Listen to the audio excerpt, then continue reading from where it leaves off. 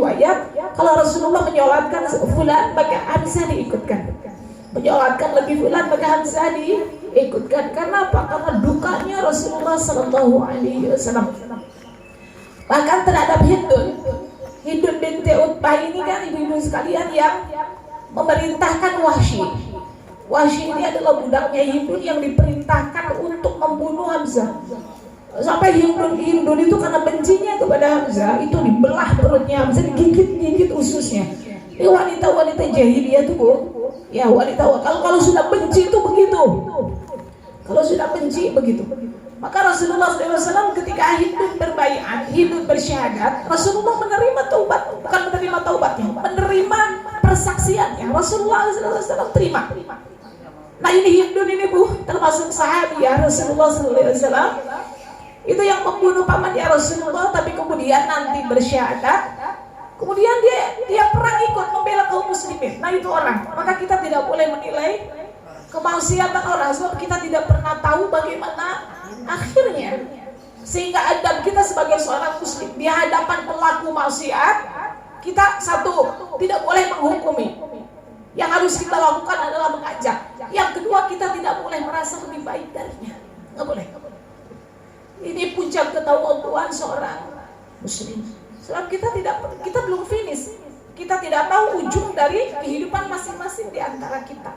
Gitu. Nggak boleh di hadapan pelacur, pezina kemudian gitu misalnya merasa salihah. Nggak boleh begitu. Kita tidak pernah tahu ujung kehidupan seseorang. Termasuk Hindun binti Utbah seperti itu. Tapi Rasulullah SAW karena masih terlihat membekas Hamzah, Rasulullah terima persaksian Hindun. Tapi Rasulullah sementara tidak mau berjumpa dengan Hindun.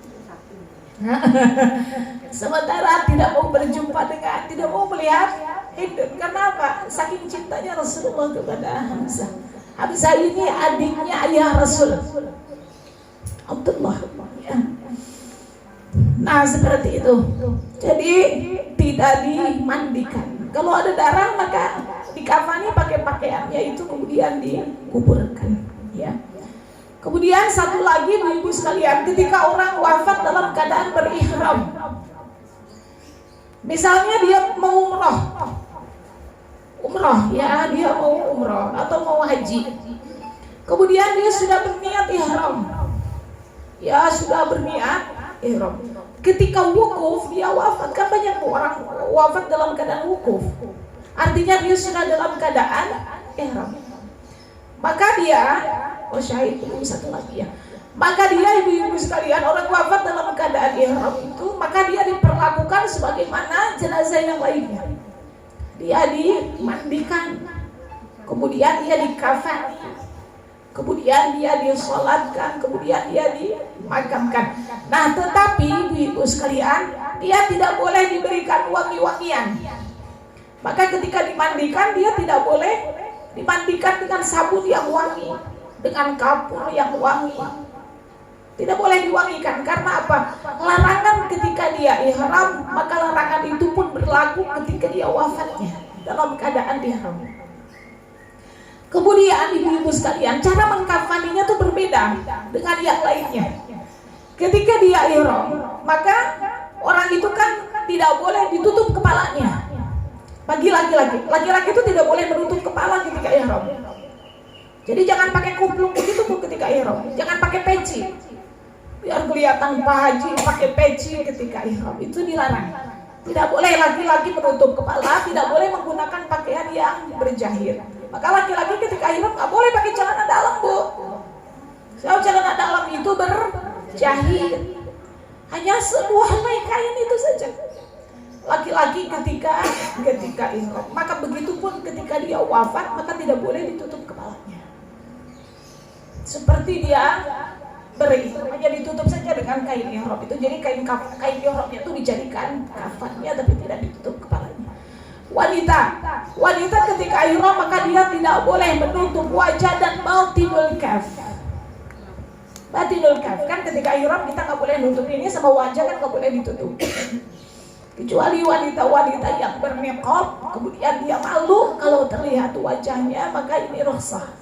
Tapi secara umum wanita nggak boleh ditutup wajahnya ketika ihram, kecuali kemarin ketika COVID mungkin ya, Allahu a'lam bishawab aturannya seperti apa. Maka wafatnya pun begitu. Wanita itu dikafani dengan dibuka wajahnya. Dibuka wajahnya. Nah, ini orang yang wafat ketika ihram. Kemudian tadi saya sampaikan syahid itu kan ada dua, ada syahid di akhirat, ada syahid akhirat. Syahid akhirat itu dikatakan oleh Rasulullah SAW seperti orang yang wafat wabah, kena wabah seperti COVID kemarin kan wabah taun ya. Kemudian wafat tenggelam, kemudian wafat karena sakit perut gitu ya. Kemudian apalagi pun saya lupa, ada 5 kalau tidak salah ya. Maka dia diperlakukan seperti jenazah biasa saja. Artinya dia dimandikan, dia dikafani ya, kemudian dia disalatkan, kemudian dia dikuburkan. Karena ini syahidnya syahid akhirat, bukan syahid dunia. Maksudnya di dunia ya wafatnya biasa saja, tapi dia disaksikan oleh malaikat-malaikat Allah husnul khatimah. Gitu ya, seperti itu. Udah waktu mau kita gunakan tanya jawab atau kita selesaikan? Kayaknya kita belum selesai pada kaifiah. Hukum-hukum saja dulu ya. Kemudian seseorang yang gugur sebagai syahid dalam keadaan junub. Ini hari ini tidak ada perang tapi ilmu tetap disampaikan. Ya. Orang gugur sebagai syahid tapi dalam keadaan junub. Ada seorang sahabat Rasulullah SAW namanya Hanzalah. Hanzalah itu wafat syahid di medan perang. Kemudian istrinya mengatakan, ya Rasulullah SAW, sesungguhnya Hanzalah itu berjima dengan istrinya, belum sempat mandi ada seruan perang, belum sempat mandi janabah ada seruan perang, gitu kan. Biasanya di kemah-kemah gitu kan bawa istri. Kemah-kemah itu kadang-kadang ada yang istrinya dibawa atau mungkin di Madinah. Maka kemudian Allah keluar untuk berperang, wafat syahid dalam keadaan belum mandi junub. Lalu Rasulullah SAW mengatakan, saya melihat malaikat itu memandikannya. Jadi Hanzalah ini adalah sahabat Rasulullah SAW yang menurut kabar dari Rasul, Hanzalah ini dimandikan oleh malaikat-malaikatnya Allah Subhanahu wa Ta'ala. Jadi tetap tidak dimandikan. Tetap tidak dimandikan meskipun dia wafatnya dalam keadaan membawa junub ya, seperti itu. Berikutnya, bagaimana dengan jenazah orang kafir? Jenazah orang kafir, apakah dia dimandikan atau tidak? Maka di sini dibagi dua. Kalau kafirnya kafir dhimmi, kan kafir itu ada kafir dhimmi, ada kafir yang harbi. Kafir dhimmi itu adalah kafir tapi di dalam naungan pemerintahan Islam, atau kafir yang tidak memusuhi umat Islam. Itu kafirnya yang dhimmi. Ada yang disebut dengan kafir yang harbi. Kafir harbi itu ya kafir yang memusuhi orang Islam. Seperti dulu Belanda misalnya. Belanda itu kafir harbi. Ya, kafir harbi. Dia memerangi kaum muslimin yang ada di Indonesia. Maka untuk kafir harbi, ibu sekalian, tidak ada kewajiban apapun kepadanya. Mau dilemparin ke kandang singa pun boleh. Tapi ya nggak begitu juga kalian. Artinya tidak ada kewajiban kepadanya, ya. Namun kepada orang yang kafir dhimmi maka dia boleh dimandikan, boleh, hukumnya boleh saja. Kemudian dia dikuburkan, tidak boleh disalatkan, tidak boleh disalatkan. Iyalah dia kan kafir, maka dia tidak boleh disalatkan. Tapi kalau mau dimandikan, silahkan. Ya, dimandikan silahkan. Kemudian mau dikafani silahkan. Ya, tidak ada kewajiban sebetulnya, tapi untuk adab saja sebagai manusia, maka dia hanya diperbolehkan saja, tapi tidak ada kewajiban. Hanya boleh saja, hanya boleh saja. Gitu ya, seperti misalnya ada seorang suami, atau misalnya seorang anak. Ya, seorang anak seorang anak ibunya kafir. Nah, seperti itu misalnya kasusnya begitu. Kan lazimnya kan kalau kita mau tetangga ya udah diurus sama sebangsanya aja kan begitu. Cuma di sini kasusnya misalnya seorang anak yang ibunya masih kafir atau misalnya ayahnya masih kafir, maka boleh nggak dia memandikan? Maka boleh. Maka boleh dia memandikannya, membungkusnya boleh, tapi haram untuk menyolatkan. Tapi di sini satunya boleh saja ya, maksudnya tidak ada kewajiban. Nah, di sini hukumnya hanya boleh saja. Gitu. Nah, tetapi memang untuk pemulasaraannya itu yang lebih berhak adalah mereka yang kafir. Yang lebih berhak mereka yang kafir, yang sebangsa dengan mereka itu yang lebih berhak. Gitu. Seperti itu. Namun jika misalnya seorang anak ingin ikut memandikan, maka ini diperbolehkan saja dengan syarat tidak menyentuh tubuhnya. Jadi pakai sitar, pakai kaos tangan gitu, sebagai bakti anak kepada orang tua saja, tapi tidak ada kewajiban, hanya boleh saja hukumnya. Kemudian sekarang orang yang paling berhak memandikan mayit. Siapa orang yang paling berhak memandikan mayit?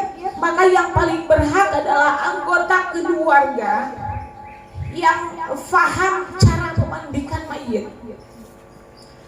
Kalau misalnya mayitnya perempuan, ya ini urutannya begini. Siapakah yang paling berhak memandikan mayit? Urutannya, maka yang pertama adalah orang yang memiliki kesalihan. Ya, orang syaratnya memandikan itu adalah orang yang memiliki kesalihan. Karena apa? Orang yang salih dia akan menjaga hak-hak mayit.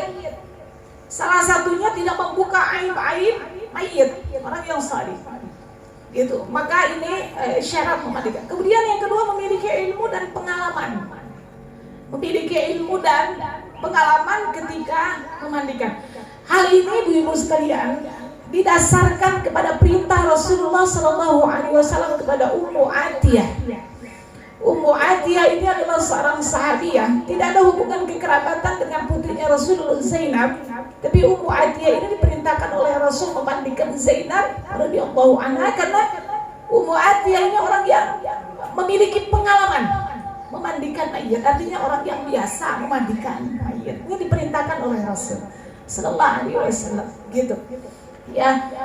Maka dalam hal ini siapa yang memandikan mayit? Tentu yang pertama adalah orang yang memiliki tadi kesalihan dan pengalaman memandikan mayit. Apalagi kalau ada hubungan nasab, hubungan kerabat, ini yang diprioritaskan. Masih ada hubungan kekerabatan. Gitu. Kemudian yang kedua, ibu-ibu sekalian, siapa yang kedua? Nah, ini keluarganya.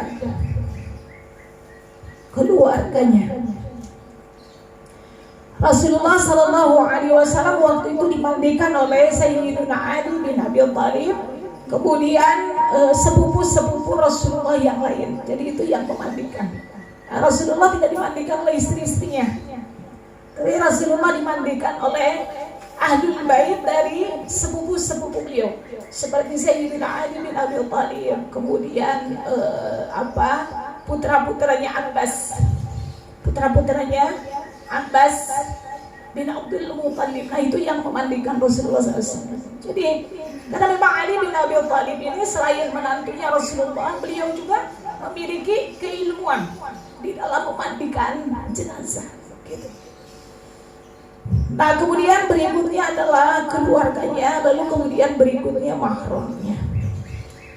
Mahramnya siapa? Seperti anaknya, suaminya. Boleh. Suaminya itu Abu Bakar As-Siddiq radhiyallahu anhu itu yang memandikan istri-istrinya. Tapi ini di belakang ya. Maksudnya di sini ketika mayit itu wafat, maka auratnya ketika hidup, ketika wafat pun harus dijaga kehormatannya. Sehingga ketika dimandikan mungkin anaknya yang mahram, yang laki-laki yang ikut memandikan, tapi mayit itu dijaga kehormatannya. Berarti dia hanya menyentuh anaknya itu bagian-bagian yang terbuka, seperti misalnya membersihkan kukunya, membersihkan kakinya, sela-sela tangannya gitu. Nah ini mahram diperbolehkan. Mahram itu diperbolehkan seperti itu. Dengan syarat mahram tuh seperti siapa? Seperti anaknya. Tapi harus dijaga ketika dimandikan itu memang auratnya harus betul-betul ditutup dengan kain. Nampak wajahnya saja kalau ditutup dengan kain. Anak misalnya ingin menyabuni kaki, menyabuni yang laki-laki maksudnya. Kalau yang perempuan, maka yang perempuan ya suruhlah dia istinja mayat. Istinja mayat itu membersihkan najisnya mayat. Itu anaknya suruh. Bakti terakhir dia kepada orang tuanya. Anak perempuan, maksudnya anak perempuan, jangan suruh anak laki-laki, anak perempuan, gitu. Nah, tapi mahram di sini diperbolehkan. Nah, seperti itu. Jadi dalam hal ini suami boleh memandikan jenazah istrinya, tapi tetap tadi auratnya dijaga. Jadi pada perkara-perkara yang bisa dilakukan oleh laki-laki, seperti itu. Karena mahram ketika hidup, maka dia mahram juga ketika wafat. Demikian pula wanita boleh kalau misalnya mau ikut mandikan suaminya, ituin kepala misalnya, bersih, boleh, diperbolehkan seperti itu. Nah kemudian berikutnya wanita boleh memandikan anak laki-laki yang bayi. Ada misalnya bayi wafat, di situ nggak ada amil laki-laki yang memandikan, ada perempuan bisa memandikan, maka boleh. Tapi bayi, maksudnya anak-anak yang sabiyun itu yang belum hadus syahwat, masih kecil, anak yang kecil, maka ini diperbolehkan.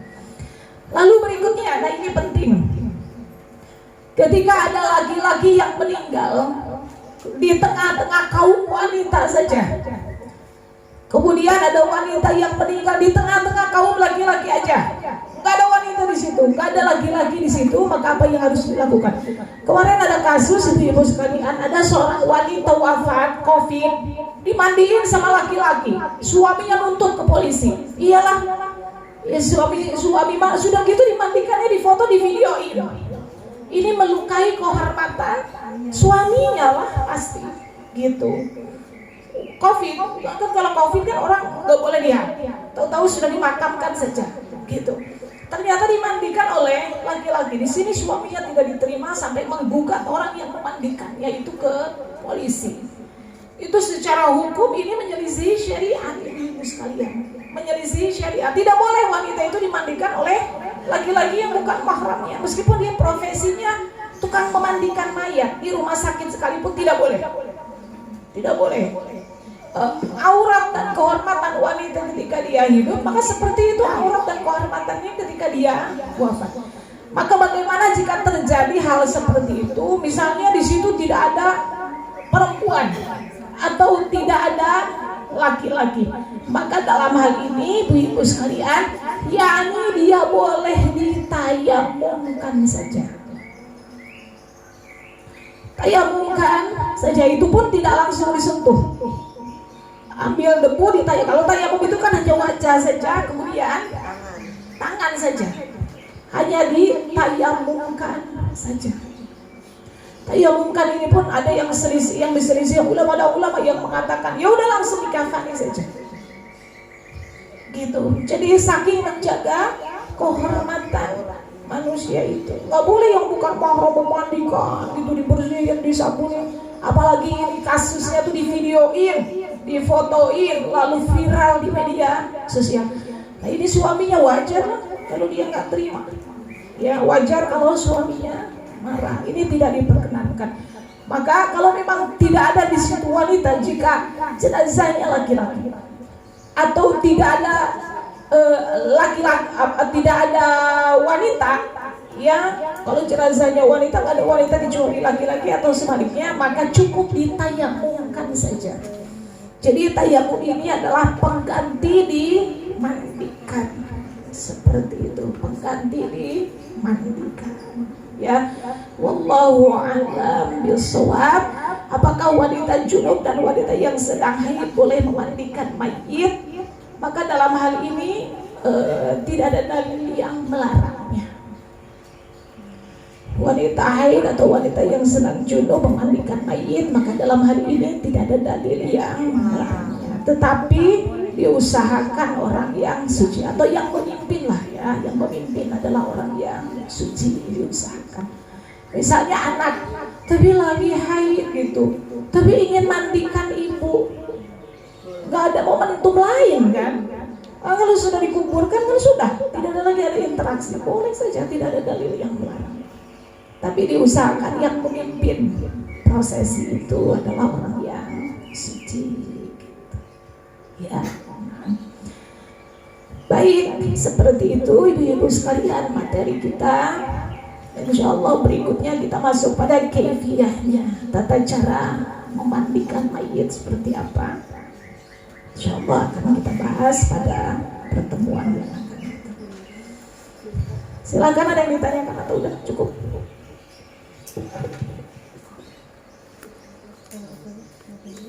Terkait yang tadi kuburan itu ya.